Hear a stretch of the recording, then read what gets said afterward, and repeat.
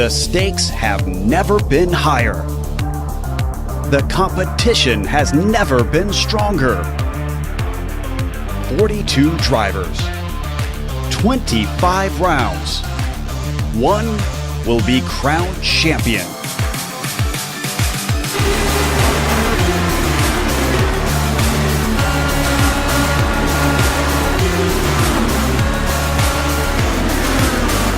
Competition, commitment, excitement.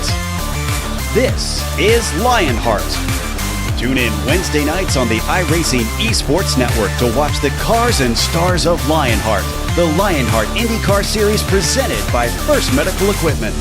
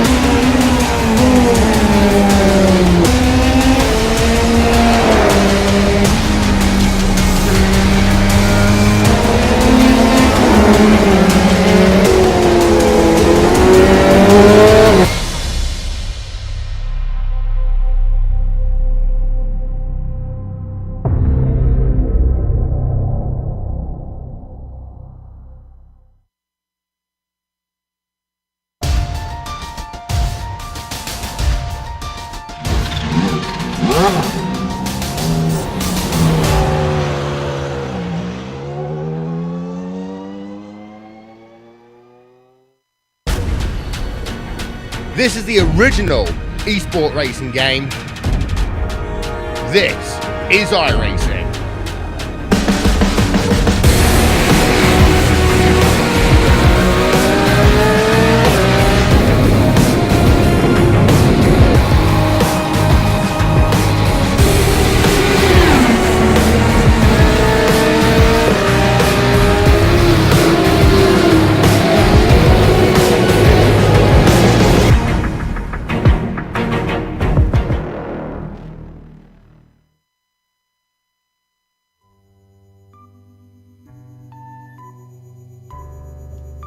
What better place for a championship showdown than the Circuit de Spa-Francorchamps? Hello race fans and welcome to Belgium for the final round of this season's Batteries Not Included Championship here on the Global SimRacing Channel and the iRacing Esports Network. Hi, I'm Samuel Ryman and alongside me in the booth once again is Johan van den Veld. Behind the scenes, our director, he's been doing it all season long. It is the good old Sean Ambrose using camera sets provided by our camera guru, Dougie Beard. This is a popular racetrack for not only Grand Prix fans, but drivers as well. Johan, why don't you tell us why that is? Oh man, Sam, there's so many reasons for that, but if I had to make a guess, it's probably because Spa allows drivers to relive the good olden days. It's a phenomenal racetrack with everything you could desire: blindingly fast corners, incredible height elevation, good overtaking opportunities, and a bunch of weather gods that like to throw all seasons into one day. Now all this started almost 100 years ago when Spa-Francorchamps was used for the first time as a racetrack. In 1921, the old public roads between the towns of Francorchamps, Malmedy and Staffelo were used for the first race in the Ardennes forest. Now, this debut race was actually very unpopular, with only one participating driver signing up for the event, and that resulted in the race being cancelled. But after this, Spa quickly won a place in hearts of racing drivers' events alike. Now, this old F1 track is no more, and currently Spa hosts a 7-kilometer layout. And even though the length has shrunken, it is still a track to be feared, with corners like Eau Rouge, Beaujon and Blanchimont demanding respect from all drivers that visit here.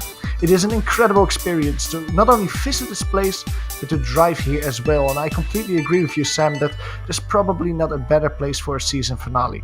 So before we see where things stand in quali, let's see how this track looks like from on board the FW31 as we take you for a lap around Spa-Francorchamps.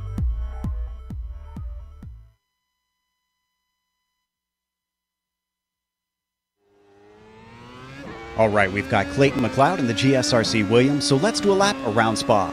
Coming down to La Source, this is usually a great place to pass, but when you come to it on the first lap, you really need your head on a swivel. It's so easy to clatter into another car and end your race before you even get through the first turn.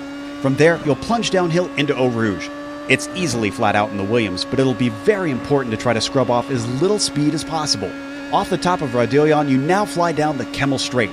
If you can withstand the dirty air, being within the draft of the car ahead will give you a great opportunity to go on the attack. The big issue is with the added speed, you need to make sure not to outbrake yourself into Lecumbe. With the track switching back, it's possible to see successful passes from either side. From there, you come to Malmedy, which needs a little lift to make it through. Then it's back downhill towards Rivage. There might be opportunistic passes that happen here, but the toughest aspect of this corner is its off-camber nature. Cars will want to understeer badly. Immediately, you're thrown into no name and the valley opens up before you. You've got no time to take in the sights because up next is Pouhon. The incredible downforce of a modern F1 car means you're only lifting in the first half and then powering off the second part of the corner.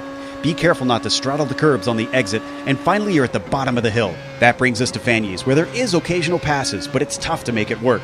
Switch sides again, and then you've got Stavelot. The first part of this turn is what matters because you don't lift until the second half. Getting a good run can make a huge difference in your lap or whether you can attack or defend on the car you're battling with. You're flat to the floor and straightening out the track along the backstretch, which eventually comes to Blanchimont. Stay in it and trust the downforce that comes with 190 mph speeds. Then slam on the brakes for the bus stop. The main thing you don't want to do here is crawl on top of those big red sausage curbs because they'll really upset the car. From off there, try to avoid wheel spin, and as you run towards the line, you've now hopefully finished a lap around Spa.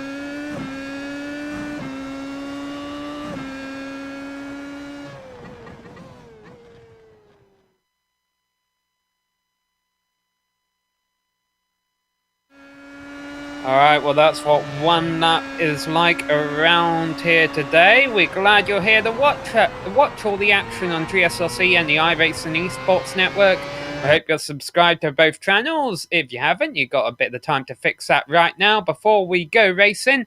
And that wasn't the screen playing up. That black screen meant practice is over and it's time to go qualifying here. The drivers are about to enter a 10-minute qualifying session. They're all going to do one outlap pole before we start seeing the times fall. So while we're waiting for them, let's have a look at our race info today. We'll bring that up for you. This is the final round of the season. Those 4 teardrops there means that there are 4 drop weeks. See, get the pun there?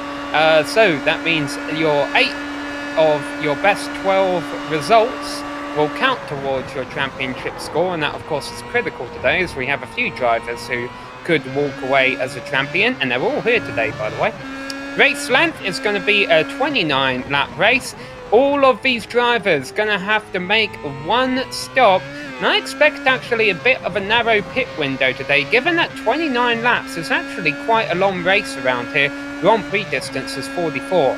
No incident cap, however, you don't want to rack up too many points via a crash or anything, although you can get away with off tracks around here, and with the high speed nature of this course they can be easy to come by, and the official iRacing points will be in effect. And what that means, unfortunately, is we won't be able to tell you the champion at the drop of the checkered flag, because iRacing, you know, the system has to calculate how many points each position is worth based on the turnout we have today, and where everybody finishes, the strength of field, etc, etc.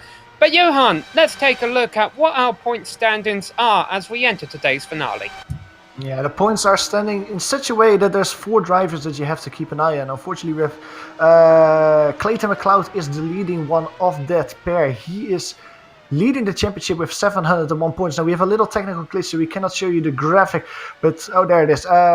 Scott Newton, he is the driver that is currently leading him. He has 648 points. Now, just remember that means that he is 53 points behind Clayton McLeod. We have 19 drivers today with a strength of field of around 2,500. means that for a victory you will get around 130 points. Just a little update, the graphic that you see on screen is not correct. It is Scott Newton that's currently sitting in P2. Thomas Seeger is the driver sitting in P3. He's around 70 points behind Clayton McLeod. He is still on the championship battle as well. Mark Usher, he is one of the drivers that has not made all races of the season. Only 6 of his races are counted in the points, but he's still in there for the title.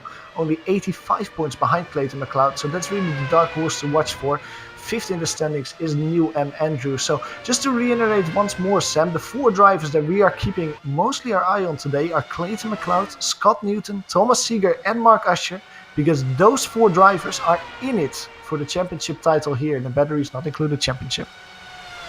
However, Scott Newton is at a disadvantage on the basis that he is not here today. We do have Mark Usher, we do have Thomas Seeger, and we do have Clayton McLeod. We also have a lot of other drivers. Johannes is definitely the biggest field we've seen in a while, and to be expected, to be honest, because the Circuit de Spa-Francorchamps is such a popular racing track. It's going to mean, as you mentioned, a lot of points are going to be awarded to our race winner today, and if history repeats itself, that could very well be Mark Usher, because every time he's shown up this season, he's won. Yeah, and that's one of the things that Clayton McLeod and Thomas Seeger have to keep in mind, because they have already 8 races counting for them in the championship. That means that if they finish today and they actually score more points than the lowest result that accounts this season for them, they will not score the full amount, but basically just the point difference between those 2 races. So the amount of points that Clayton McLeod and Thomas Seeger have will not increase that much. Mark Usher, however, he only has 6 of the 8 races counted, so his finishing position will count the full amount. So if he wins a race, he can suddenly shoot up 150 points, I imagine, in the point standings, and easily make him clear of Clayton McLeod in the standings. So it will really be quite tight in the championship standings as this race is over. And you can see on screen qualifying is starting with Thomas Seeger. We see him on screen. He is currently our pole sitter. He, of course, is P4 in the championship. P3 in the championship. And that means that he has the advantage here today at Spa-Francorchamps if he can keep that pole position that he currently has. It's going to be tough to do, though. Only 6 cars have so far turned in a lap. We talk about how in a race it doesn't matter if you run off track a few times and pick up incident points, they're not going to count against you. However, here in qualifying it definitely does. iRacing does not count qualifying times on laps where an incident point is scored. Yeah, and that's going to really hurt a lot of these drivers in qualifying. It is a notoriously very difficult track, Spa-Francorchamps, to keep it clean and make sure that you don't get those 1x off-track points that you get from iRacing once you go outside the track and the track limits. You can see a lot of drivers are now putting times on the board. Now we have 12 times on the board. Clayton McLeod, he is the driver in P2. On top of the screen, Thomas Seeger goes quickest with a 147.5. Daniel Sanfilippo brings himself to P2. 15 thousandths of a second quicker than Clayton McLeod, but the gap between P1 and P2 is quite big. Thomas Seeger is leading the field by 0.6 of a second, Sam. And you can see this is an open qualifying session, so all these drivers having to deal with traffic. And honestly, 10 minutes isn't a whole lot of time at this long circuit to get a clean lap in. You're only going to get about 3 or 4 attempts at most, and that could vary based on how much fuel you put on your car. We ride on board the nose of a number 2 machine of Mark Usher here, who has yet to put on the time. He'd like to take that number 1 away from Clayton McLeod. Yeah, absolutely. And one of the things that is happening in this qualifying as well is that there's a lot of drivers that opt in to reset the car after their quick lap. So they have to do another out lap to get ready for the second stint. And that costs you here, well, almost 2 minutes. So there's a lot of time lost by the drivers because they have to do long out laps here before they can set themselves up for a qualifying time. On screen now we see Adrian Rafnes, the Scandinavian driver. He's one of the new faces, if I'm correct. He's currently sitting quite comfortably in P6. That's kind of where he qualified, or where he practiced as well. He was P7 in practice, 1 position up that in qualifying so far. 148.3, he's 2 tenths behind Clayton McLeod, 3 tenths in front of Christian Kabenga. Now, another driver that has just moved himself into the top 3 is Marco Sanfilippo. We heard Danilo Sanfilippo get P2 a little while ago. He's now dropping out to P5, but his last namesake brother is in the top 3. He's currently with a 147.7 sitting in P3. Clayton McLeod has increased his lap time as well. He is currently sitting 1/10 behind Thomas Seeger in P2. And that car you see in front of Marco Sanfilippo there, that to be honest has been blinking in and out a little bit, is a big name from last season who we haven't seen a whole lot this year. That is Antonio Ortiz Poveda. Currently his first and only lap time that he's done so far has him 9th on the board. But don't be surprised if we see him jump up a couple more positions. Poveda was very fast last season. It's great to see him back. I just hope his connection can hold up because he's been blinking in and out quite a bit. Yeah, quite a bit. But the thing with Antonio Ortiz Poveda is that it almost seems like he's a little bit rusty here. He was only P9 or P8 in practice. He doesn't seem as comfortable as he was last time when we saw him last season, when he really set the field on fire with some incredible races. Incredible podiums as well. We're still on board with Marco Sanfilippo trying to complete a lap for P3. Now, meanwhile, looking at Mark Usher. Mark Usher is almost finishing his lap. Now, I don't know if this is a flyer, but he is on his... he's coming out of the final chicane. And I hope for him that this is actually a lap that counts, because he still doesn't have a qualifying time. Comes over start-finish, still doesn't have a lap time in the book. So with only 1 minute to go, he only has one opportunity, Sam, to put in a qualifying lap. This is it. Here we go. Let's follow him a lap around, see what Mark Usher can do. Remember, he's got to have a little bit of pressure here because he cannot put a wheel off. If he puts the wheel off, that's it. It's over. He won't be able to set a time at all, and he'll be starting from the back of the field, and that will be very interesting to see indeed, considering the pace he's had this season. Thomas Ziegler and Clayton McLeod, your provisional front row, working his way through late comms right now is Mark Usher, seeing if he can disrupt that fight up front. You can see the clock there in the top left corner of your screen running down to 0. When it hits 0, it's not over. Drivers who are still out there can turn the lap. Yeah, well, we follow Mark Usher. It's really close up front though. Thomas Seeger with a 47.5. Behind him, P2 with 47.6, 47.7 for P3 and a 47.8 for P4. Basically 1/10 of a second between the top 4 drivers. It really shows that the field once here today at Spa is very competitive. P5 as well, Adrian Revnes doing a 48.0. So the top 5 of the grid today is only separated by half a second. Let's see if Mark Usher can join in that battle. He's coming out of Stavolo now. He has a good run, it seems so. Seems like it so far. He has one real corner to go, the bus stop chicane, and then we will see if he can put a time on the board. Well, I haven't seen him run off so far. He hasn't ran into any traffic. It's just going to come down to a matter of how good was his lap.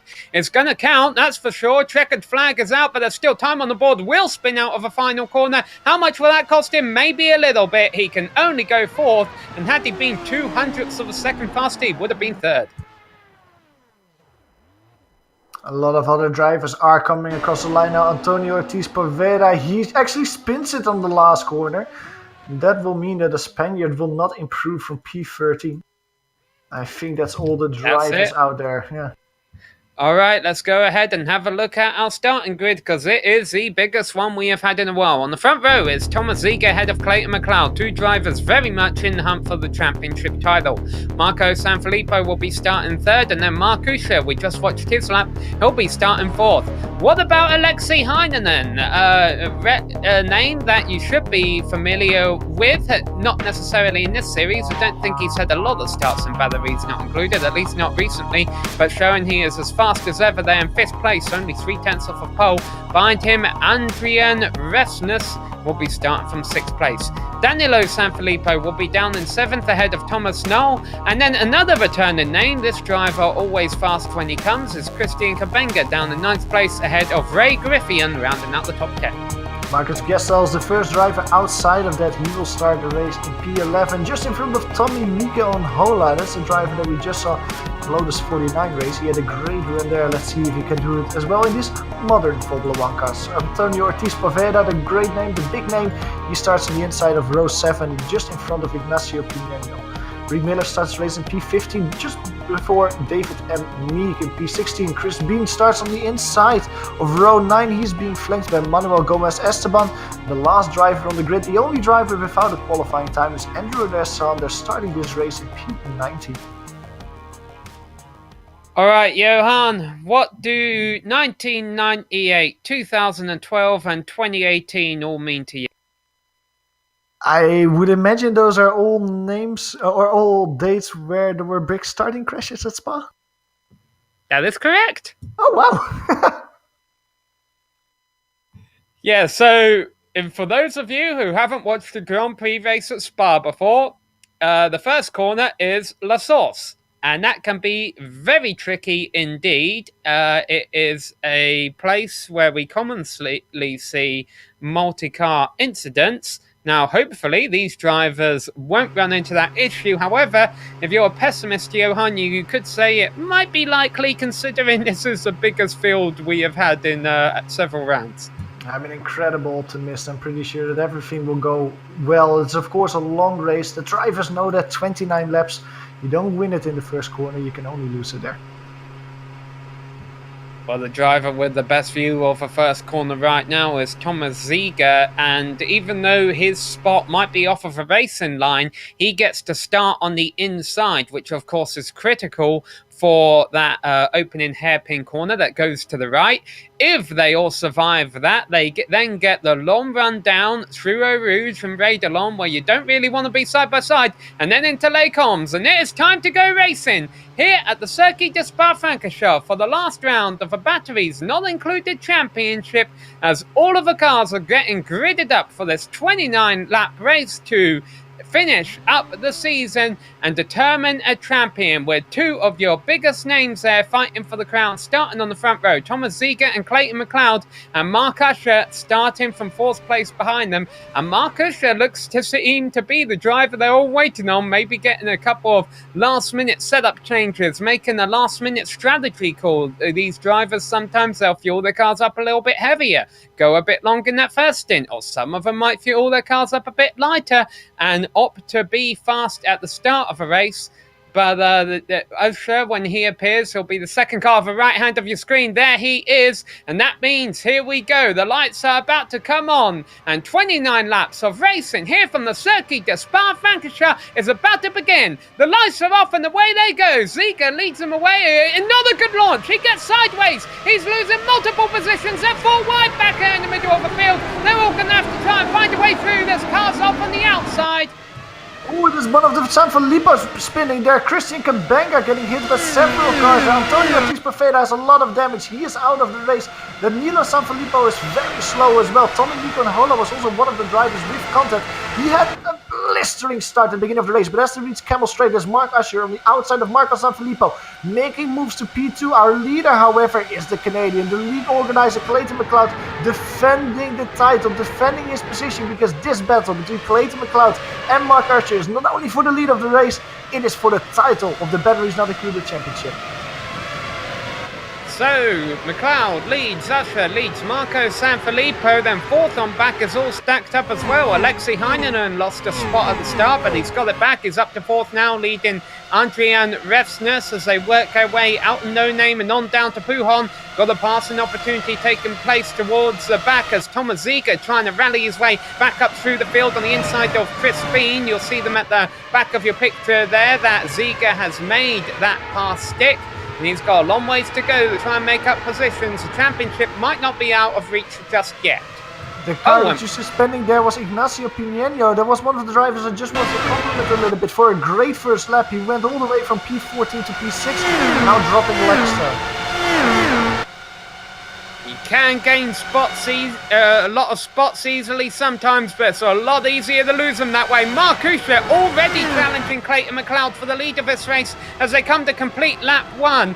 McLeod started second, up to first. Usher started fourth, up to second. He wants first. Is he going to try and take a look on the inside down here into La Source? I doubt it, but he does poke his nose out there. A much better passing opportunity is coming now down the long straight. Clayton McLeod, though, gets a wide exit, but Mark Usher just biding his time. He knows if he can get a good run out of Ray Delon, he can make a much easier pass attempt down into Les Combes. Out of Lassour's, Mark Usher had a horrible wobble there, almost lost his car. Great car control from the UK&I driver. He has a great run out of Rugby. Clayton McLeod is defending the inside. That's the best line that you can take. Mark Usher is forced to take the outside.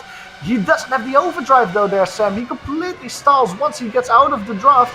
You can see Clayton McLeod just brakes slightly later for the corner. That extra top speed the Canadian has pays dividends here at Spa because Mark Usher cannot find his way past on Camel Straight. Now I'm having half an eye on Marco Sanfilippo. He's the driver in P3. He's not that far away from this battling pair, but I feel that if Clayton McLeod and Mark Usher keep fighting the way they're doing, Marco Sanfilippo will join them very soon.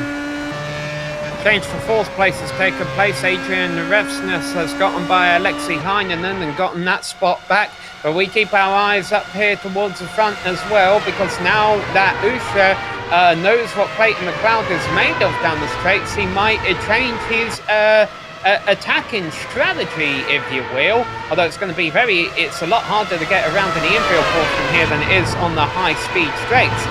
Now, Clayton McLeod, he doesn't keep his setup secret if he is running low downforce. Everyone else has access to his setup. He shares them on the forums. He shares them in the sim, even once the session has started. And right now, though, Mark Usher gets another run. Can he make something happen in the bus stop?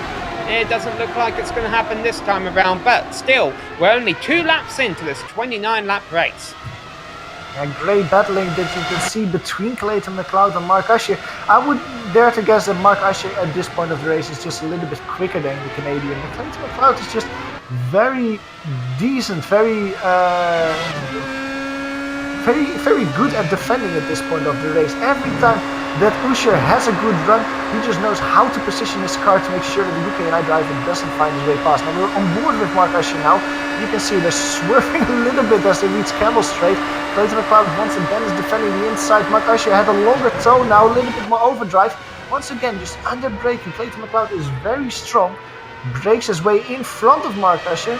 Stays in front of him right now. Marco Sanfilippo, I was wondering if these two are fighting. Maybe he can join them, but the Italian driver, even though the pair in front of him is fighting, he just cannot close down the gap. The gap between Sanfilippo and Mark Usher is still around 1 second. Does it seem like Marco Sanfilippo is quick enough to close down the gap and make it a free car battle? Good news for Marco is that Alexei Heinonen behind him is a little bit slower than him. The gap between him and Alexei stays the same. So keep an eye on our drivers up front here. Give you a quick report of some of the drivers who have fallen by the wayside. Christian Kambenga, Antonio Ortiz-Poveda are out, or at least in the garage right now, due to damage.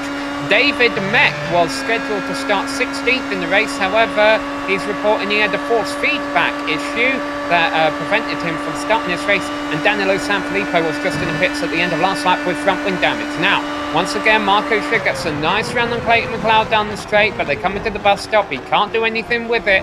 And the number 1 car continues to lead around Spa as we've got a change for 4th again. Yeah, Adrian Revsness trying to make a move on Alexei Heinonen. This is great news for Marco Sanfilippo. Also for Marcus Gestel, the P6 driver, he can just close up to the pair in front of him. It's Alexei Heinonen on the inside of Lassour's hairpin, taking a slightly wider line. Not a good exit there for him. You can see that he immediately loses a lot of traction. Adrian Revsness put it side by side. Are we going to see 2 whites in a rouge? We're going to see 2 whites in a rouge. Adrian Revsness get that precision. What a courage from the new driver there to get it. Horrible run that means for Alexei Heinonen. And look at Marcus Gestel. So it's side by side for the lead again. Here we go. This is the best run Usher has had all race, and this time he's going to be able to do it. On the outside, the lay comes. New leader, Mark Usher. What can McLeod do with that? That's a really good point for you, because Clayton McLeod, he was just quick enough to keep Mark Usher behind him until this point of the race. Does he actually have the speed to stay with Mark Usher in the draft? You can go to a replay of the overtake, because I don't think we quite caught it. It would be nice to see how Mark Usher did that overtake on Clayton McLeod, because I mentioned it before, it's not only the overtake for the race, it's also the overtake for the championship lead. Yeah, he did it pretty much the same way he tried to do it the last couple of laps before. Just got a nice run, but maybe the first 2 times he was working out things he could have done differently, worked out how to time it just a little bit better. And that lap he finally got it down right, got the lead. And I can tell you right now, when we go back to live action, that he has already started building the gap over Clayton McLeod. So Mark Usher looking to complete a sweep this season of winning every race that he started in this year's Batteries Not Included Championship. Yeah, it almost seems like Mark Usher was just really strong on the brake and making a difference there. Let's go to P7 quickly. Thomas Knowles trying to make an overtake on Alexei Heinonen. Alexei started this lap in P4. He's now driving in P6 and almost losing that position to Thomas. Sorry, this is the battle for P5 between those drivers. Thomas Knowles has won a position on another driver. You're right, Johan. Adrian Revsnes was the driver we saw battling Heinonen up here. Something happened because Revsnes has fallen all the way back down to 10th.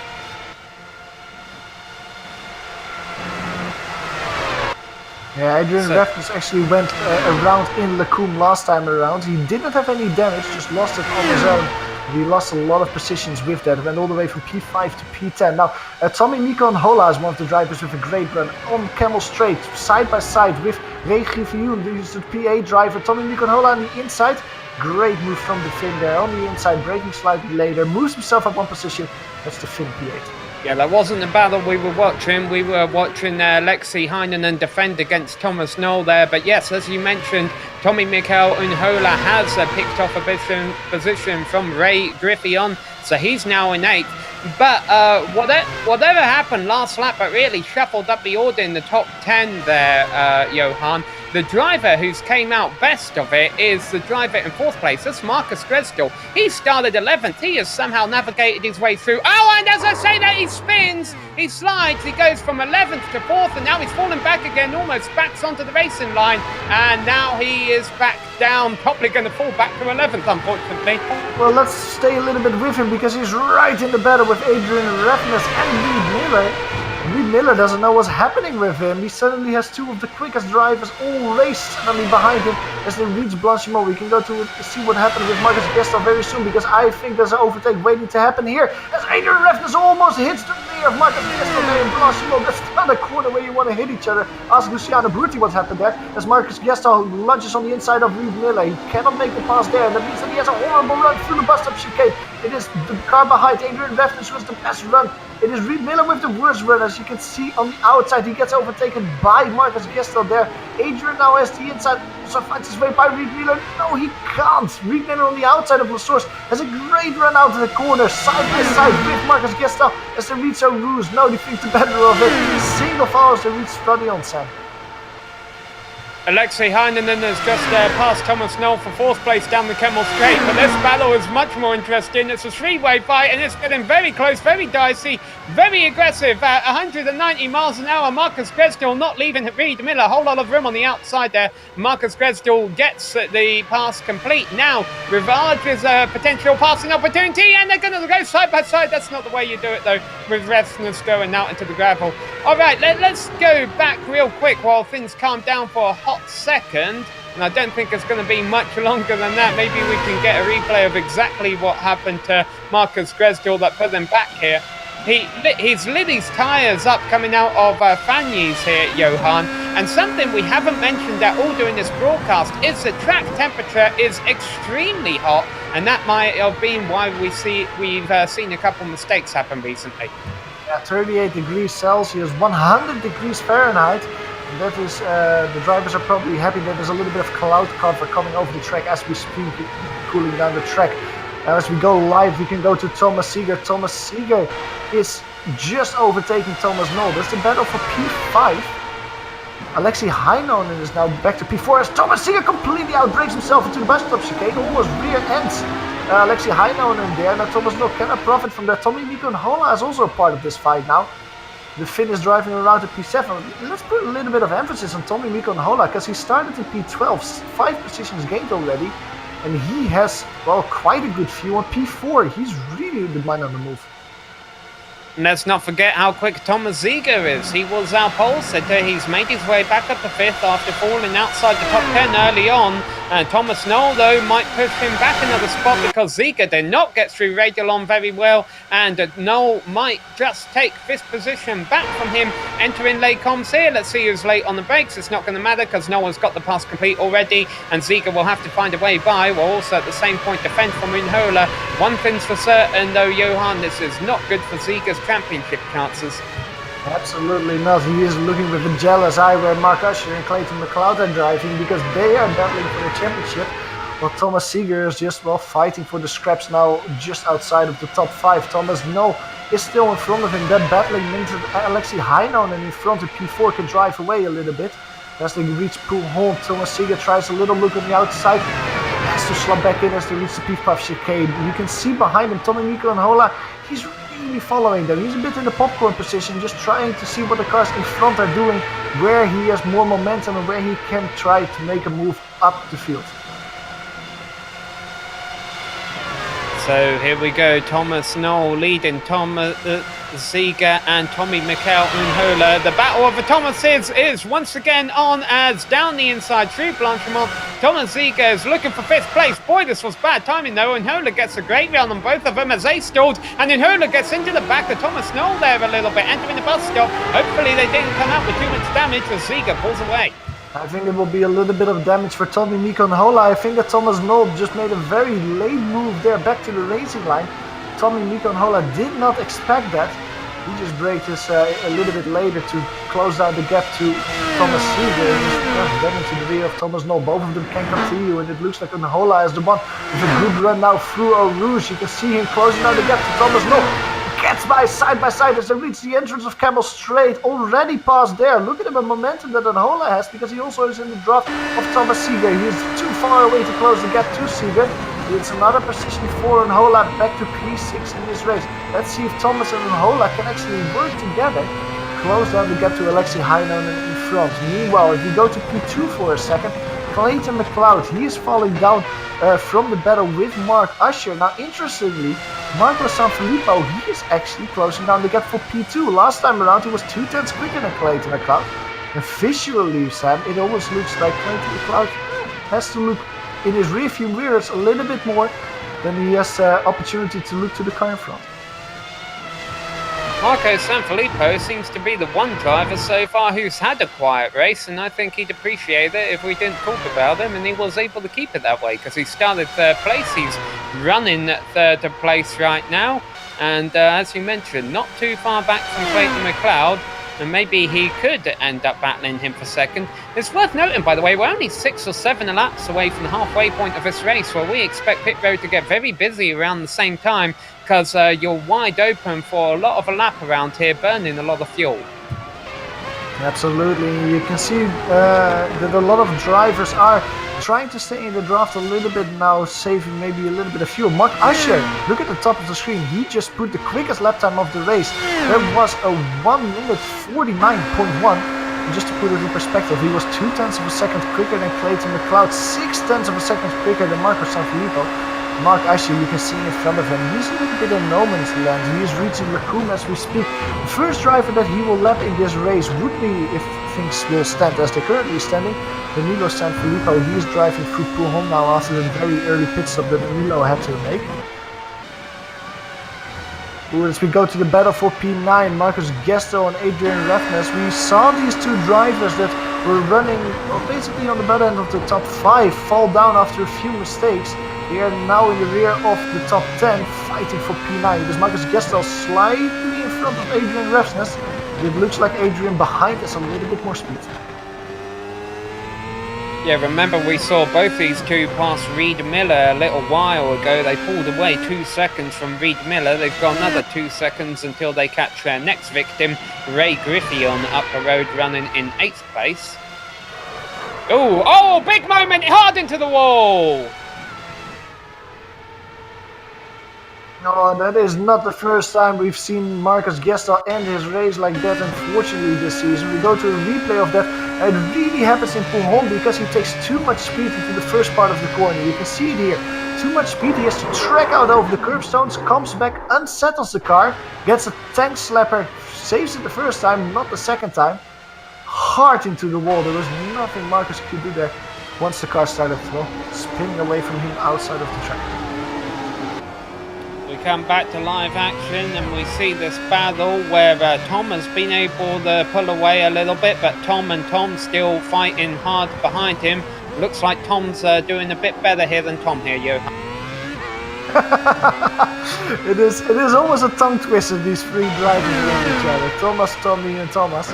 They are currently our P5 to P6 drivers. Now, I was wondering if they could close down the gap to Alexei Heino. And the short answer is, I don't think they can. The last time around, Alexei Heino with a 49.9.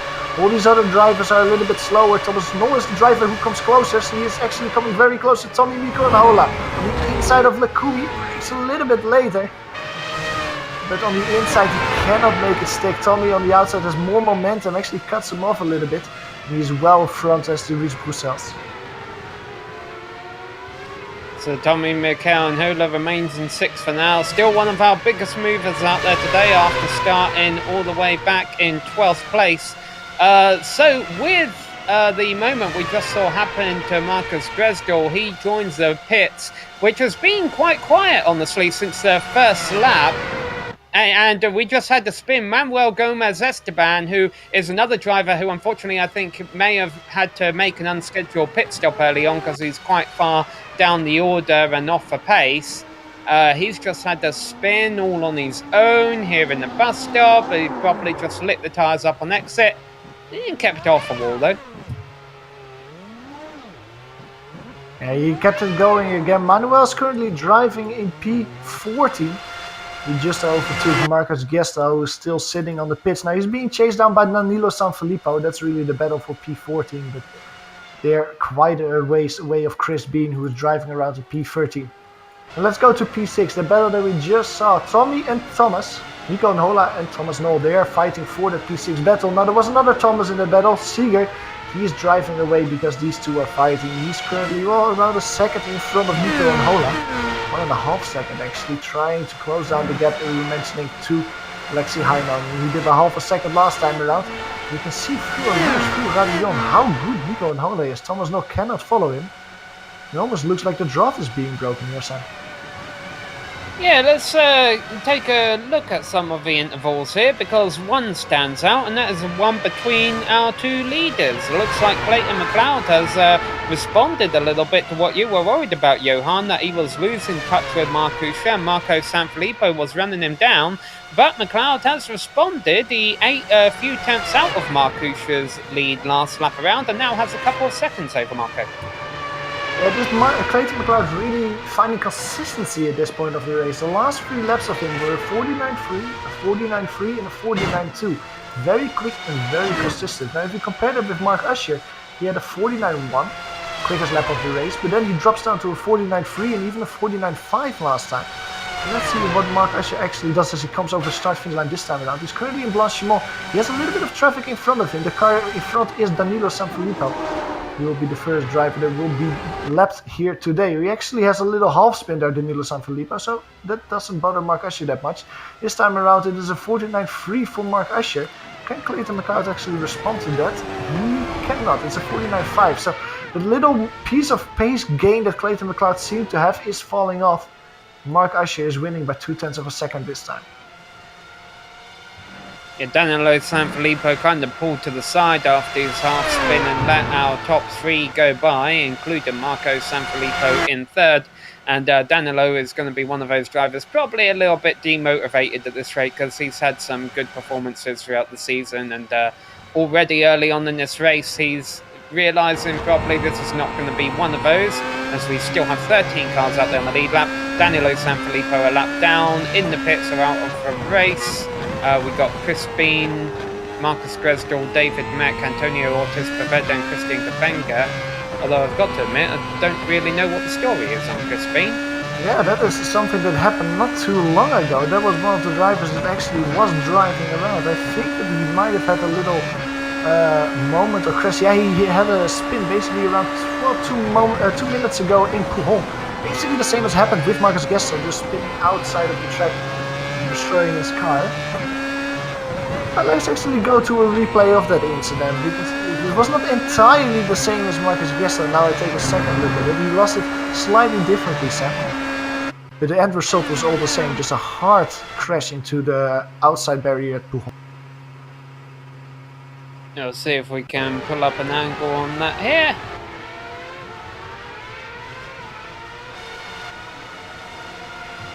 Alright, here we go. Take us through this, Johan. see where he actually is on track. This is in the bus stop chicane. This was actually, I think, a little bit earlier what actually happened to him. This was just a little spin that he had before that.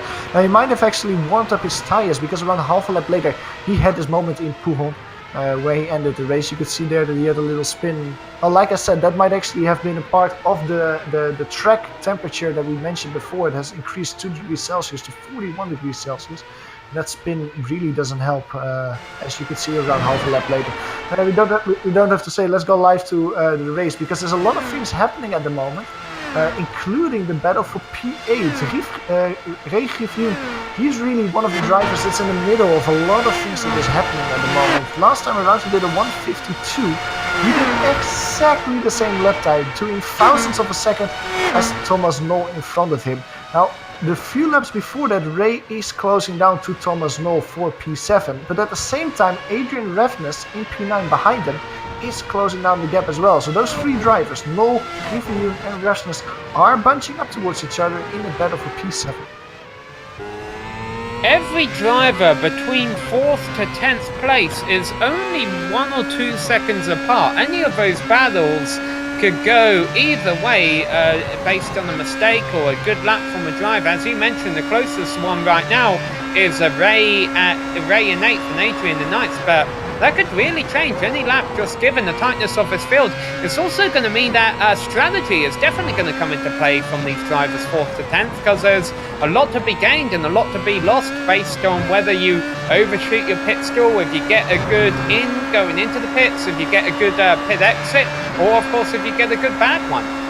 Absolutely, and also if the drivers are actually able to do a few extra laps with their fuel tank. We've seen that countless of times before in the season, that if you can just drive a few laps longer in your first stint, have a few more laps on a low fuel load, where you can just drive, well, obviously quicker than when you put a lot of fuel in to make it to the end of the race. That few laps can really make a difference, especially on a long track like Spa-Francorchamps. It can probably mean something like 2-3 seconds that you can win, but just staying out 2 or 3 laps longer than your rivals. That's one of the things that we have to keep an eye on. Obviously, it's lap 14 of a 29th lap race, and that means that pit window is basically open once we reach the halfway point of this race, around halfway this lap. So imagine that the first cars might come in the pits this time around. Now, I was mentioning Ray Griffioen closing down the gap to Thomas Knoll, but it's not really happening. Last time around he was 0.3 of a second slower. Meanwhile, Adrian Revnes, he is a lot quicker, 7 tenths quicker than Ray Griffioen in front of him. Those cars are less than a second apart from each other. Down to 13 cars left now. Danilo Sanfilippo has taken it to the garage. Manuel Gomez Esteban is our only driver off of the lead lap right now. Still 12 cars out there racing around, as we mentioned, over half the field within striking range of each other. Also the case for the leaders, by the way. You can see the, one car way off the pace there actually is our lap down car, Manuel Gomez Esteban, it might be. Last lap at the line, Clayton McLeod was only about a second back on Mark Usher, but now Usher's responded and opened it back up to about 2 seconds. But definitely still keeping an eye on that interval between our top 2 drivers who have both stayed out this lap. Yeah, it's a little bit yo-yoing between those 2 lead drivers, how they're closing the gap and then extending it the next time around. The best battle is here between Ray Griffioen and Adrian Revnes as they reach the bus stop chicane. Well, now Adrian will be 100% into the position of making a move. Well, he won't be. Ray Griffioen is actually the first driver coming to the pits. No, he's not the first driver. Alexi Heinonen in front of him is also visiting his pit crew. So right as we reach the halfway mark of this race, we have 2 drivers coming in for the pit stop, and our P4 driver Alexi, that is really the big name coming into the pits. He is the first one that has to blink. This will help, of course, drivers like Thomas Seeger, Tommy Nico and Hola, who could just drive a little bit longer now on a low fuel load. Alexi Heinonen puts a few new tires under his car, refuels it, gets it going again. Same for Ray Griffioen, he's still standing still. A lot of fuel has to go into that orange car in the background. He gets going again. Both cars are coming out of the pits, and behind him is another car that I saw making pits up now. There's still Antonio Tispeveda and David Lee working repairs on their car, trying to see if they can continue driving the later parts of the race in the season finale. one thing you mentioned there, Johan, that stood out is the fact that this is definitely the goal for Thomas Ziegler now, is to put on some quick laps and try and take 4th place from Alexei Heinonen. Because to be honest, as we see a scrap going on down the Kemmel Straight here, there's no pass taking place. But to be honest, Thomas Ziegler is so far back of our top 3 drivers, Mark Usher, Clayton McLeod and Marco Sanfilippo. He's not going to catch those guys. The best he can really hope for right now is 4th place. And the way he's going to do that is to click off some quick times now, not take as much fuel as Alexei Heinonen when he does come into the pits, and try and leapfrog him that way. If not, he's going to have to find a way to get around him on track. Absolutely, and I think that Thomas Ziegler will still be a little bit angry with himself for everything that happened at the start. He, of course, was our pole sitter today, and a horrible run off the line, fell down outside of the top 10 because of that. And that has really bit him since then. Now we have a lot of big names making pit stops, including our leader, Mark Usher. You can see him now making his pit stop. He gets underway again. Let's actually see where Mark Usher comes out, relatively speaking, to all the other drivers. A little bit in no man's land. He's behind Tommy, Nico and Hola, and well in front of Marco Sanfilippo, who's all in no man's land. So that's actually a good scenario for both Mark and Marco, who can now just, well, get used to the heavy car, get used to those new tires without worrying that they have to fight with some drivers that are quite a bit slower than them. In the meantime, Tommy, Nico and Hola is trying to close down the gap to Thomas Ziegler. That's not a battle for P2, but of course both drivers still have to make a pit stop. And the first driver who still needs to make a pit stop is our race leader, Clayton McLeod. We'll see how fast he can run out there with no traffic in front of him, see if he can take the fight to Markusha on pit exit.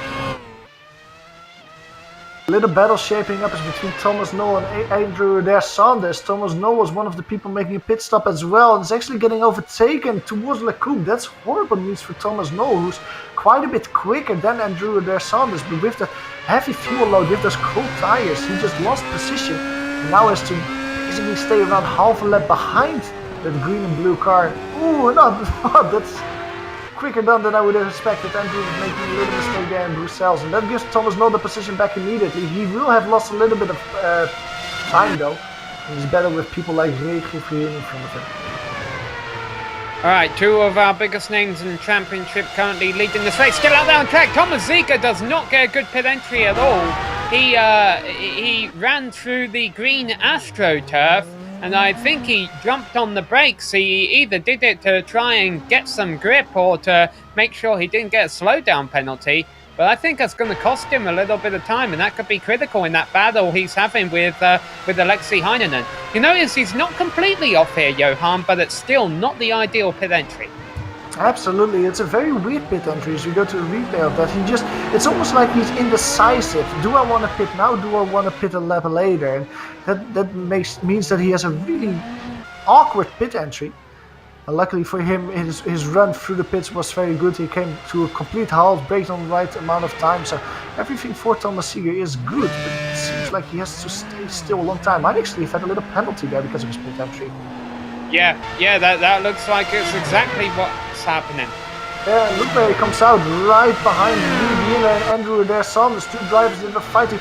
Let's actually look at this battle between Reed Miller and Andrew Adair Sanders, because it's a really cool battle between these 2 drivers. This is the battle for P10 in the race. Both drivers still have to make a pit stop. I think Reed Miller is having a great run there over Kemmel Straight from the draft of Andrew Adair Sanders, but look at that, like he's standing still. Doesn't have the momentum, brakes quite a bit later than Andrew. That's a textbook maneuver for Reed Miller, who gets that position. That's P10 in the race.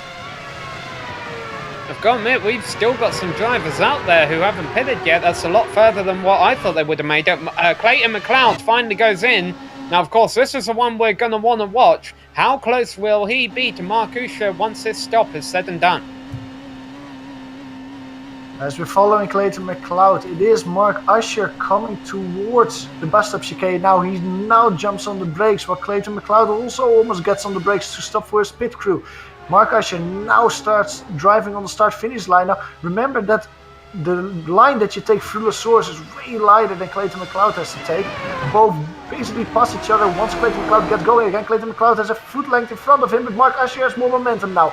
He gets his way past, but Clayton McLeod isn't far behind. He actually will have a little bit of draft as they come towards Eau Rouge. This will really help the Canadian there. He has completely chewed down the gap there, Sam, towards the race leader. He has a good run though on cold tires in that heavy fueled car through Gardillon. He's closing now the gap as they reach towards the coupe. Mark Usher is defending the inside. Clayton McLeod has a little bit more momentum. He doesn't have enough momentum to keep it side by side. Basically nothing between them as they go through the Lacune chicane. Well, Clayton McLeod did everything right to try and attempt an attack there on a great opportunity on Mark Usher. However, right now, Johan, I think he needs to back off a little bit. His tyres are still quite cold, and if he tries to get them up to temperature too quickly by outbraking himself or trying to drive in the air wake of Mark Usher, that could damage him. I know he might be hungry, he might want to make something stick here, but let's not forget, his tyres could be his advantage. His tyres could be what wins in this race, because they're about 3 or 4 laps newer than Mark Usher, and maybe if he can just hang where he is right now, a second back or so of Mark Usher, the race will start coming to him in about 8 or 7 laps as we enter the closing stages, and Mark Usher's tyres will be quite worn by that point. Absolutely, you're absolutely right, but it's such a tasty situation that Clayton McLeod is in, because he can just see the race lead. He can see probably the championship lead as well right in front of him. When you're that close to Mark Usher, you know that usually you're not going to get a lot of chances to actually pass him. So it is a very difficult situation Clayton McLeod is having now. Do you ease off, try to make a move later in the race, or do you use the track momentum that you have now? Try to get by him as soon as possible. Meanwhile, Tommy, Mikko and Hola is making his pit stop. He was our race leader. He's the last person to make his pit stop. He's falling down the order quite a bit. He's being passed by Alexei Heinonen, and that will be the driver that he's fighting with. It's a battle for P4. You can see them go side by side out of the pits. Yeah, this has actually worked out really well for him, Johan. This is the highest we have seen Tommy, Mikkel and Hola all race long, in 4th place just behind our top 3 in podium, and he's going to have the freshest tyres of all of them at the end here. So Tommy and Hola's played this very well. What a great race Tommy is having, all the way from P12 on the grid. He's now sitting at P4. Now he will have Alexei with slightly warmer tyres at a more untemperature, so he might have to fend off the Finn a little bit in a few laps time, but like you said, this is working out great for Tommy, Mikko and Hola, which was a very deserved top 5 position. Meanwhile, Reed Miller and Thomas Seeger are fighting side by side through Lacune. Thomas Seeger taking a little look at the inside, cannot make it stick. Reed Miller is defending, but he has horrible racing lines because of that little move. Thomas Seeger has a great run out of Normandy. He has to reach Bruxelles. Again, he's on the inside. This is a very long 180-degree corner. Tracks out a little bit. Thomas Seeger still side by side as he reaches No Name corner on the outside. Seeger has more momentum. Now he makes it stick. Reed Miller cannot get the power down. Has to slump back in before they reach Pool home. Drops down 1 position to P10. That's actually the second time. Oh, Aziga goes over some bumps that I didn't know existed on the exit there. Puhan, he probably didn't know they existed either. Almost threw him off course, but he stays in 9th place. That's actually the second time he's got by Reed Miller this lap. He also made it happen at on the run down into Eau Rouge, coming out of La Source, and then that was actually Miller taking back the position that we caught there late on. So these two have really been going at it, but that's both going to cost them a bit of time to Thomas Knoll, who's up there in 8th. Knoll, another one of those drivers, unfortunately, I think has came out on the has lost positions during the round of pit stops. Something else to take note of. Mark Usher has really ran away from Clayton McLeod the last couple of laps. 2 seconds now between them. But that being said, I don't think that's over yet. McLeod still has that tyre advantage. Absolutely. We could just see on screen, by the way, Thomas Seeger completely outbraking himself into the bus stop chicane. Immediately allowing Reed Miller another opportunity as they reach Radion and Eau Rouge. Reed Miller will now have the draft. He has a good run through the set of corners onto Camel Straight. Looking at immediately on the outside. Who will have more momentum now, because both Reed Miller doesn't have a lot of draft that he can use. Thomas Seeger can now maybe use a little bit of draft. Now he actually stays on the inside trying to outbrake him. He goes back to the racing line. Once again, he has to let Reed Miller overtake him, and And Thomas Seeger must be frustrated. He of course started on pole position, but now he's fighting all the way down the field for a P9 position. This is not how the DH driver imagined this race going, I imagine. Well, in the middle of the first stint, we were all having a laugh about the three Thomases running together. Well, now, Thomas Ziegler's the one who's came off worst of that. He's down in 10th, Thomas Knoll was in 8th, and Tommy Unhola's in 4th.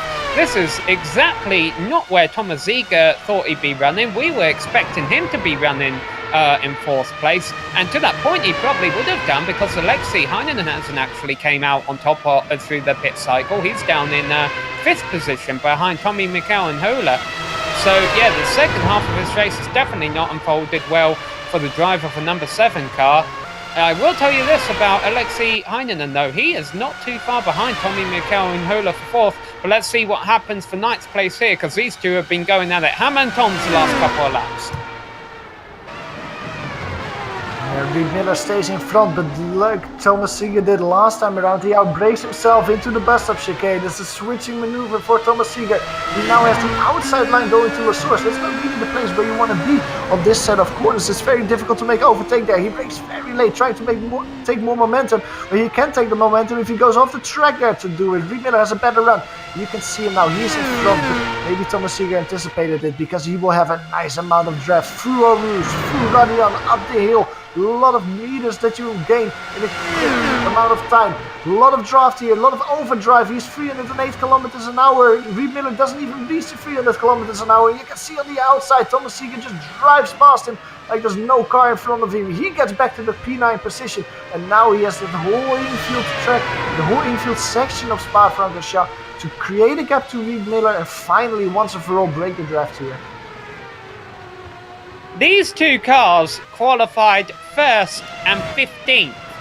He did not expect them to be having a battle that's been raging on about 3 laps now. This has been quite something to watch, and I don't think a battle either of those two anticipated. And even though it looks like now Thomas Ziegler has finally came out on top of it, Reed Miller's had a good race. He started 15th, he's running 10th even after he's running behind Thomas Ziegler. Absolutely, and Reed Miller is, well, I think we've mentioned it quite a few times before this season. Reed Miller is one of those drivers that usually doesn't have the pace to really mix himself with the top drivers, but he has a lot of consistency. He doesn't make a lot of mistakes. And once again, you can see it that he just keeps it clean, and with doing that, he overtakes the likes of people, Danilo Sanfilippo, Christian Cabenga, Antonio Ortiz Poveda, all drivers that started the race in front of him. All positions that he have gained so far, but just not making any mistakes in the race. Well, you see once again, Thomas Ziegler locked up his tyres going into that final chicane. Reed Miller could still beat Thomas Ziegler at this rate. Basically, if Thomas Ziegler beats himself, less than 8 laps left to go now. 12 cars left in the race. Actually, it might still be 13. 11 cars left on the lead lap. And here's the interval between our two leaders. It's a little 1 to 2 seconds. I don't know if this is strategic by Clayton McLeod to be running 2 seconds back, but if it is, I like it. It is certainly playing a game that we cannot see at the moment, or cannot know at the moment.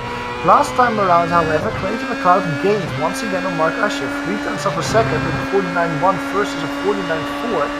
Let's see if Clayton McLeod can now, well, basically keep up the pace, keep chewing down the gap towards the car in front, because with 8 laps to go, of course, you don't want to heat up your tires, and the time is ticking. You only have 8 more opportunities over Camel Straight towards the bus stop chicane, so there's not a lot of places anymore as Clayton McLeod takes a little bit of grass there as he reaches the bus stop chicane. We're on board with Mark Ashley, still in front. Clayton McLeod, for him, the time is ticking. He has to, well, maybe start thinking about making moves up the grid as soon as possible towards Mark Ashley. Because if he wants to find a way past, he needs to grant himself as many opportunities as he can. The great news about the circuit, the Spa-Francorchamps circuit, as I like to say, every corner is a passing opportunity here on the final lap at the least. I wanted to go back and check how many cars we still have left running. It's 12. Manuel Gomez Esteban is running a lap down. However, I believe Andrew Adair Saunders has called it a day, so he's our latest retirement. 11 cars out there on the lead lap, all within 50 seconds of another, by the way, which is saying something considering how deep we are into this race. That we've had a rather close field today, and we've definitely seen the results of that with a lot of battles out there today, and I think some still to go, including, of course, our battle for the lead. 4th and 5th place only running a couple of seconds apart, and then 6th back to 10th or so are only 3 seconds apart car to car. So a mistake out of any of those guys and something could definitely still shake up in the order. But as it stands right now, the closest cars on track are our 2 leaders, and with 6 laps left to go when they come to the line, Clayton McLeod is going to start running out of opportunities here, Johan. But as we mentioned, 6 laps around here, a lot of miles still. And how bad are they going to wear the tyres for our race leaders, considering if we take a look at the weather, the track temperature is still quite high, 105 degrees Fahrenheit. And Johan, that is how many Celsius? That is around 41 degrees Celsius for the Europeans there. So you can basically see that once we looked at the temperature earlier in the race, the temperature has increased a little bit more. Now, in the meantime, Clayton McLeod, you can see visually from on board there, from the rear wing of Mark Usher, is just closing down the gap. Why? Because he is setting quickest lap time after quickest lap time. He's the only driver out there actually driving 148.7 last time around, 4/10 quicker than Mark Usher. You can see Mark Usher actually starting to take different racing lines on Camel Straight, maybe trying to break the draft a little bit to the Canadian behind him. The gap between these 2 drivers has dropped to under a second. 9/10 of a second is only between the 2. Clayton McLeod has a mission, Sam. He is really cutting down the deficit quickly now. Yes, he is. You can definitely tell how close these 2 are as they work their way out of No Name and down towards Pujon. Not one last time, we've still got a few more rounds to go, and I believe that's Manuel Gomez Esteban ahead of him. He's been quite good today at pulling out of a way for lead cars and not interfering with it. Hopefully he'll be able to let both of them by here and keep that gap right around 1.5 seconds, because whether you're an Usher fan or a McLeod fan, it definitely is exciting seeing that both of these drivers, 2 of the biggest names in the series, running so close with just 5 laps left to go in the championship finale. A little bit of a hairy situation there for both drivers, trying to find their way past Manuel. Clayton McLeod had the worst of it. He had to go off track on the exit of Stavelo to avoid the Spaniard in front of him. But he managed to do so and got by him in the end. Now the gap between these 2 drivers as they reach start-finish line, it is, let's see how it goes, 9/10 of a second. Basically the same as it was earlier last lap as they reached Lacombe. But now Clayton McLeod on this rundown towards Eau Rouge over Camel Straight will have a little bit of draft, and I wouldn't be surprised if the deficit will be only around half a second once you reach the Lacombe corners. I was trying to do a bit of meteorology while you were talking there, Johan, because I noticed we've had a strong easterly wind all race, and trying to work out where on the track that would that would make a difference. And the answer, to be honest, is Blanchimont. An easterly wind won't really affect the drivers going down the Kemmel Straight. However, it will be and I've got to double check now whether it was going against or with the drivers, but it will be affecting things down Blanchimont, and that could enable Clayton McLeod to get much better runs going on down into the bus stop, because he won't have to fight that wind as much. That's very interesting, because the wind is quite heavy at the moment, well, medium wind at the moment, 12 kilometers an hour, that's around 8 miles an hour, 8-9 miles an hour.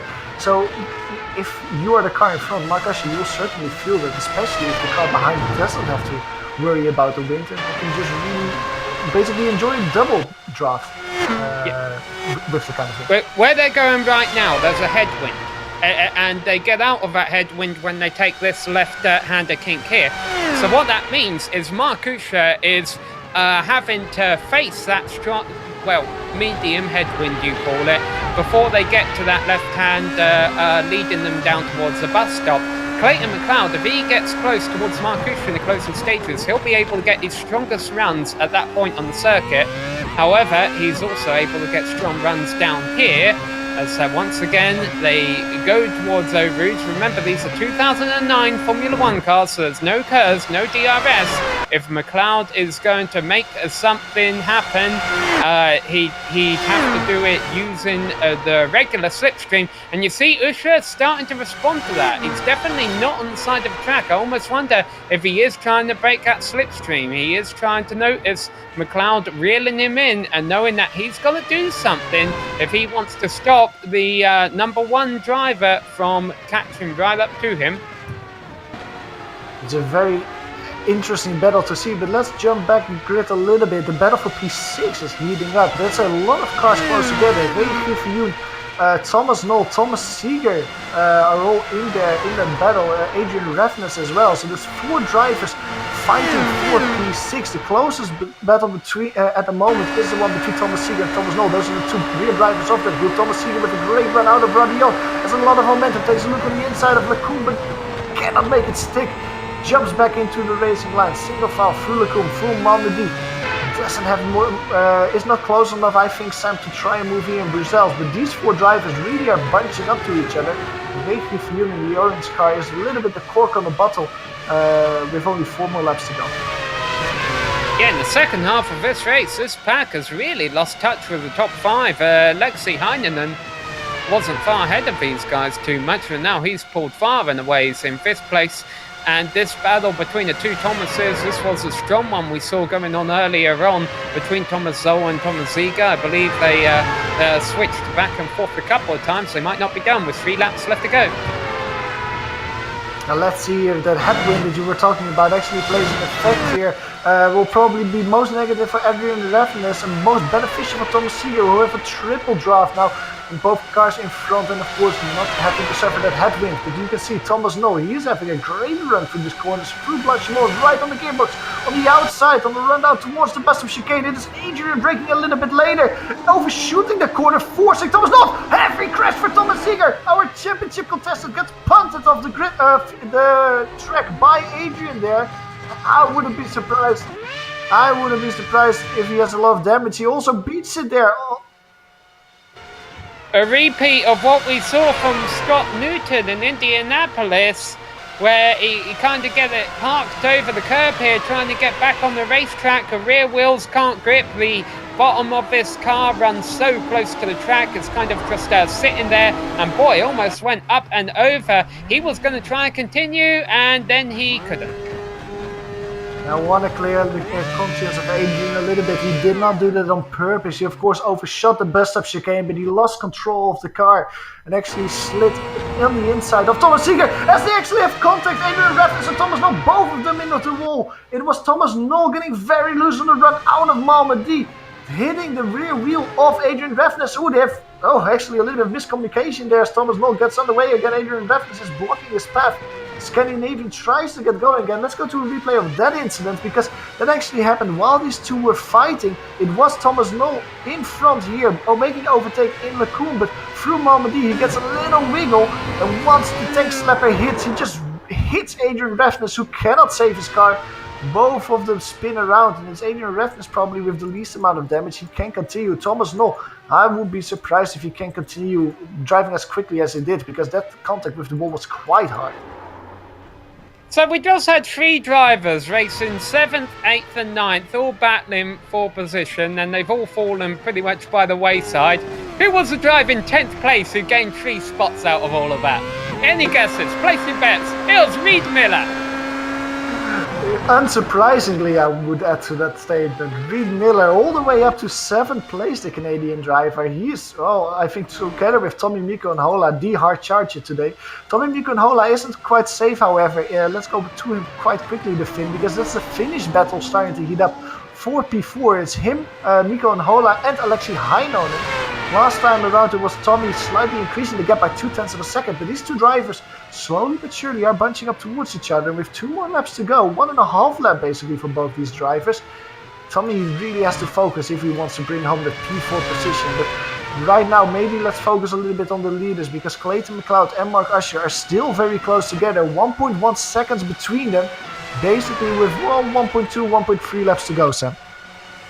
Yeah, unfortunately, I don't think Clayton McLeod could have been saving anything until this late. He is a little bit far back. We're going to have one lap left to go. He would have to get a massive run out of La Source to make anything happen. I have a feeling other than that, Marcusha should be able to cover off his attacks. But I'll tell you what a whale of a race from Clayton McLeod. And now I know Marcusha didn't get the best qualifying, starting down there in 4th place, but this is really one of the closest races we've seen up front all race long. I know a few races ago we had Neil Andrews finish very close to Marcusha at the finish line. I think that was at Motegi, but that was due to pit strategy, where Andrews just went really deep into the first run, and that allowed him to have a much quicker car than anybody else at the end of the race. Today, Clayton McLeod, yeah, he's kind of utilised a similar strategy, but really a lot of McLeod's performance today has been based off of pace. This is one of the strongest runs we've seen him have all season long. Unfortunately, it might not end up turning out in his favour, because Marcusha is still holding about 5 to 10 car lengths over him as they work their way through No Name. Only half a lap left to go from now, and when it would have to take, I believe, a bobble from Marcusha to throw this win away, and we haven't seen one out of him all race long. As a matter of fact, Tusha extending his lead as they come up into Banyes. Now, of course, Clayton McLeod will have that advantage that we've been mentioning in the last few laps, where Marcusha is about to go off into a headwind here into the run down towards Blanchimont. And maybe Clayton McLeod will be able to eat up into that gap a little bit as they approach 190 miles an hour. The final time this season they'll be able to hit those speeds, but it's not enough. Usha is too far ahead, and I don't know if it's going to make him champion or not. Hopefully we'll get that clarified very shortly here on GSRC and the iRacing Esports Network. But one thing's for sure, once again, he's going to go flag to flag. But well, from 4th on the grid, Marcusha is going to win here today at Spa. Great run from him. Now in the meantime, Marco Sanfilippo will finish in 3rd position, but let's maybe move one position further back, because there's actually a battle still happening on Marco Sanfilippo coming out of the last corner now, getting P3. Tommy Mikonhola, well, it was a lot closer on the infield than it actually is at the moment. He's fending off Alexei Heinonen to the best of his capabilities. What a great run from Mikonhola, winning 8 positions today here at Spa, finishing in P4. Ray Griffithon, probably the only driver today who had a quiet race, although I'm sure if he comes to talk to us, he'll tell us we missed a couple of battles. There were so many out there to count. He goes from 10th to 6th to cross the line in that nice orange car. That always makes me a fan of you. Reed Miller, what a race. Absolutely. Well done, Reed Miller, 7th. And it makes me very happy to see Reed Miller finish on such a strong note, winning 8 positions in the progress as well. 7th overall. Thomas Knoll, he had some problems, of course. Good for him that he could still finish the race after the heavy contact that he had a few laps ago. 8th position for him, just in front of Ignacio Pinheiro. That's one of the drivers that we didn't mention a lot. Coming home P9 in the end. Adrian Rasmus, he's coming through the bus stop chicane now. The Scandinavian driver had a lot of problems at the end. Brings home a battered car in P10. And I think that is all the drivers here on the lead lap, Sam. Alright, well, we're going to try and take a quick break. We're going to take a quick break here on GSRC and iRacing Esports Network. We're not going to try to do that. We know how to do that. What we are going to try and do is do some math and find out exactly who your title winner is here once all the iRacing official points tally in. So don't go away. We'll be right back.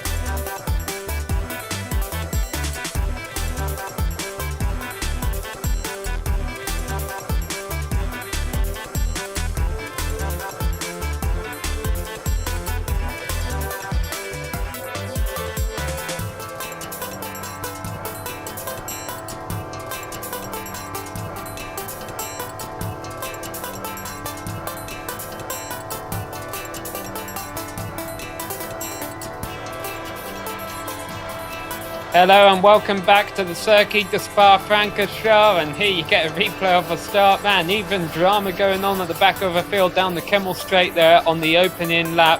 Lots of excitement here today from the Belgian circuit, with 19 cars starting a race and 11 cars making it to the end. The top two separated by just over a second. Let's take a look at the full results now. Mark Usher comes away your race winner again. I mistakenly called him flag to flag over the line. Of course, it may have felt like that by the end of the race, but he did have to work for it, starting fourth back there on the grid. Clayton McLeod in the number one car finishes 1.111 back. The only thing that wasn't won was his position at the end of the race. He comes home in second. Marco Sanfilippo, nice quiet race there in third place for the bronze medal on the podium, ahead of Tommy Michael-Nhola. We'll have a chat with him in just a moment. He had a whale of a race from 12th to 4th. Alexi Heinonen, he comes home in 5th place where he started. He definitely had an interesting race. Another quiet race back there for Ray Griffey in 6th place, although he did get to move up from 10th to 6th. Reed Miller comes home in 7th, picking his way up 8 spots through the attrition, ahead of Thomas Noel, Ignacio Pineno and Adrian Refsnes, rounding out the top 10 and all the cars on the lead lap. Yeah, the last driver that finished the race actually was Manuel Gomez Esteban, but he did it 2 laps down in 11th position. Thomas Seeger saw his championship hopes and also his race beached in the exit of the bus stop chicane. Hard contact there meant that our pole sitter today didn't go further than P12. Andrew Sanders was also one of the retirements, P13. Danilo Sanfilippo comes home in P14. And then there's a few drivers as well that finished earlier in the race. Chris Bean, Marcus Gestal with that hard contact in Pouhon. David Amick with his technical issues, not a crash, but actually technical issues meant that he didn't finish the race and is classified in P17. Antonio Ortiz Poveda and Christian Cabenga were 2 drivers that had contact at the start of the race, and they are in P18 and P19 at the end. All right, we've got a couple of drivers to come here and talk to us yet. None of the championship contenders, but maybe they're still doing some points tallying. Let's talk to Tommy Nhola, because Tommy, what a race, 12th to 4th. Tell us about that one. Yeah, it was a really interesting one. I got really bad qualifying. I actually missed half of it, and I think I got only 2 laps in, and 41 Lotus race ended just hour before this race starts. So both cars are really hard to drive, and it's really hard to come this after 49. So I tried to take it careful and got a really good start, so I kind of forgot that. And there was a gap, but the car moved left when I was beside him, so I was not very happy about that. And I have to move into grass, and I think there was a contact also. I got a bit of damage in some points of race, but after first corners, I noticed I have a bit less downforce than some other guys, so it was kind of easy to pass some cars, but it was a really hard race to drive, and but I had lots of fun there. All right, well, our champion, the guy who's going to give us the story on our championship, Clayton McLeod, has just walked in. So, Tommy, I'm not going to keep you too long here, but congrats on the great run. Sorry to hear about the damage, but like I say, it might have played to your advantage there, picked off some spots, because you had some great battles out there. And like I say, 12th to 4th, 1 position shy of a podium. You're going to be back next year? Yeah, that is the plan. So it will be fun, and it was really fun again today. So I'm really looking forward for next year. All right. Well, thanks for coming to talk to us here, Tommy, and we look forward to seeing you next season. All right. I'm wondering, we got Reed Miller here. All right. We're going to stall for just a moment here. Okay. So, Johan, you've called up with Reed Miller. Yeah, Reed Miller, welcome to the booth. Now, just a quick update. Reed Miller, with everything that happened in today's race, you actually finished this championship in 5th position. That's a great result for you in the championship. Also, this race here at Spa. First of all, this race, Spa, you started in P15. You fought your way up all the way to P7. That's a great result. How was the race from your perspective? I had an absolutely fabulous race out there. Super fun. So 5th place in the championship. That's awesome. That's really what I was targeting this whole year. So, just been showing up, trying to race the best I can. Super fun. This race was good. Yeah, I started in the back, and it was a pretty clean start. Everyone, I think, gave a lot of space, which is really good. And the race really developed. And I was running full speed all out this race. It's really great. It almost seems at some points in the race that the people that were in front of you were just dropping like flies by the wayside. How did it feel for you? Because you seem to almost gain like 1 place every few laps because someone crashed in front of you. Yeah, it's always a risk with these cars, right? Because you have to give space with everyone, and mistakes can be made. So you definitely know that you can pick up places that way. I don't really focus too much on that. I'm just keeping the pace. That's what I'm focused on. Well, keeping the pace certainly gives you a lot in the end. You finished P5 in this championship, beating Neil Andrews in the final race by 1 position. How are you feeling with that? Was this going into the season your goal? Finish top 5 on the championship? Had you other goals? Are you satisfied with how this championship ended? Yeah, that's fabulous. Really, well, I really wanted to make sure I was in top 10. I like having my name on the scoreboard, so it always makes me feel good to get the top 5, right? So yeah, I'm super happy.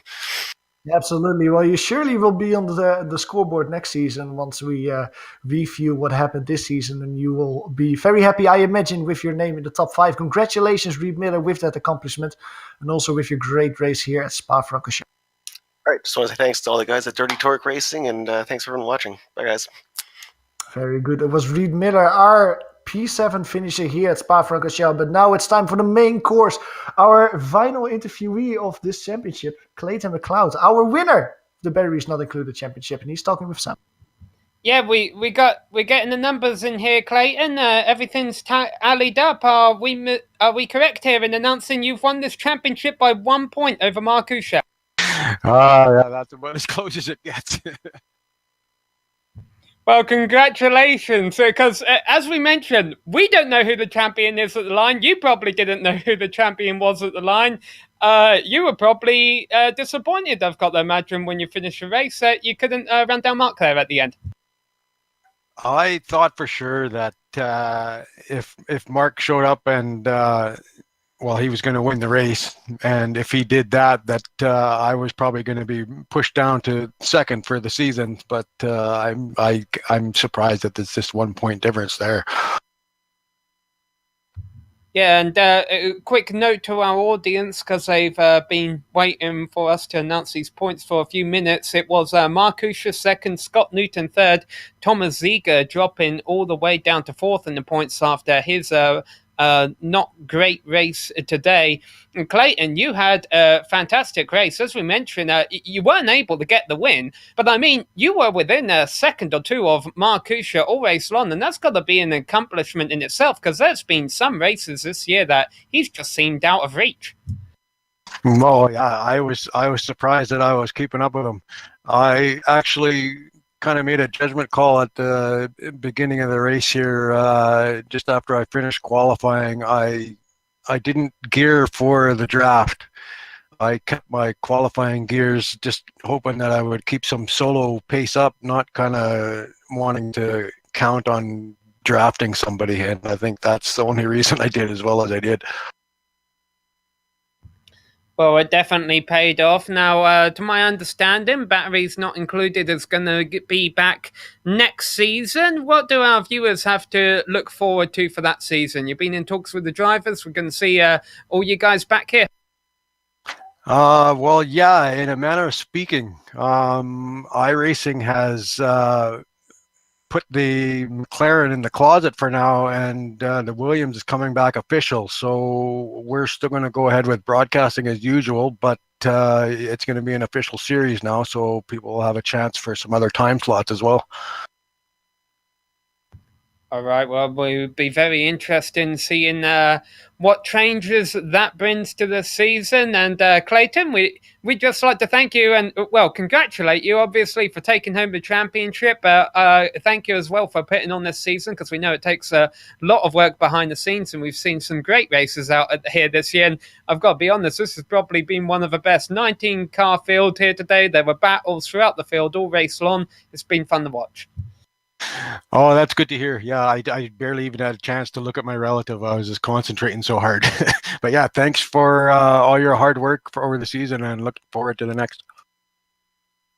All right, so that was your second place finisher here today. But we mentioned when he crossed the line, he had the number 1 on his car. He finished 1.111 seconds back. He wasn't able to get 1 in the race today, Johan, but he comes home with champion number 1 position by 1 point. I think Clayton McLeod is going to keep that number for next season. I imagine so. And he only won once this season, but winning once is in the end enough to win the championship as well. And, well, I think that Clayton McLeod will surely put that number 1 on his car again next season. That really is a lucky number for him. All right, so we will be back in 2 weeks for next season's series opener from the Circuit of the Americas. And once again, we would like to thank Clayton McLeod, as well as the iRacing Esports Network, and all of our drivers, all of the people who come here this week and make this happen, for putting this championship on. Talking about those iRacing Esports Network guys, be sure to subscribe to those guys. There's plenty of great races going on all week long. NASCAR, Formula One, as well as some Spec Racer series. You name it, the iRacing Esports Network has got it. All right, we would also like to thank all of the companies that provide the software and hardware for our broadcasts, and we are about to get those listed on the screen to you, as well as our music providers, Eric Ekholm and June Lalonde. They provide us with the music that you get to hear all season long, so see the screen for how to get a hold of more of their great work. Thanks to the team today and all season: Sean Ambrose, Johan van den Belde, Dougie Beard, myself is Samuel Ryman. We've also had plenty of other members here of GSRC come in and help us throughout the season, so we appreciate what they've done. If you'd like to find out more about GSRC, you can visit us at globalsimracingchannel.com. We're also on Twitter at GSR Channel, and be sure to give us a like on Facebook and check us out on Instagram at GSRC_gram. All our live streams also go to Facebook, so you can always watch there if you're not already. All of the upcoming races for our other series are listed on screen, so be sure to check those out, mark them down in your calendar, and don't miss another second of exciting racing action. But until next time, race clean, race hard, and we'll see you on the track.